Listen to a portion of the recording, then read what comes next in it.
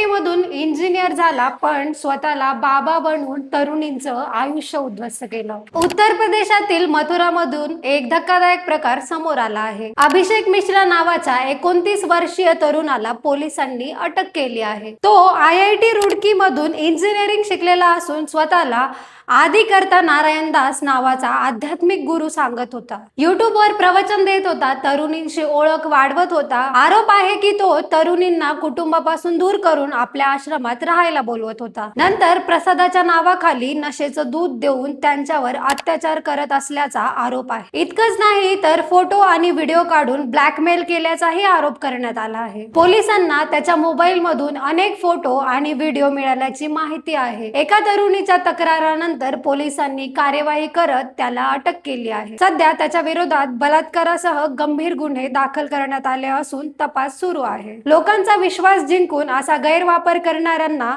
काय शिक्षा व्हायला हवी?